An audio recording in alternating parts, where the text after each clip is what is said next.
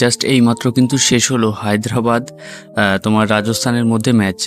আর একটা কথা না বললেই কিন্তু নয় যে ক্রিকেটটা কিন্তু এক প্রকার ছেলে খেলা বানিয়ে দিয়েছে বলতে গেলে হায়দ্রাবাদ। কারণ তাদের সামনে না টিকতে পেরেছিল আগের বার কোনো টিম। তবে একটা টিম অবশ্যই ডমিনেট করেছিল, সেটা হচ্ছে কেকেআর। কিন্তু এই বছর আইপিএল 2025-এর ওপেনিং ম্যাচেই যে দুর্ধর্ষ খেলাটা দেখালো হায়দ্রাবাদ, আর ব্যাটিংয়ের কথা বললে ঈশান কিষানের যে সেঞ্চুরি, ভাই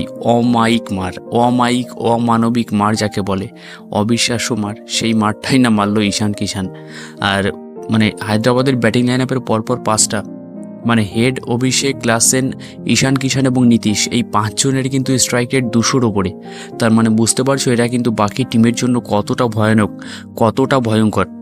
যেহেতু 44 রানের ম্যাচটা জিতে গেছে হায়দ্রাবাদ আজকে, তবুও তাদের ব্যাটিং লাইন আপ নিয়ে কিন্তু গোটা আইপিএলেই কিন্তু কথা হবে এইবার। 286 ভাই, প্রথম ম্যাচে 286, এ কি মুখের কথা? 286 6 উইকেটে। ট্র্যাভিস হেডের দুর্ধর্ষ মার, সে তো অ্যাজ অলওয়েজ মেরেই যায়, সে তো আমরা ছোটোবেলা থেকেই দেখে আসছি, গত আইপিএলে তার জলজান্ত প্রমাণ পেয়েছি।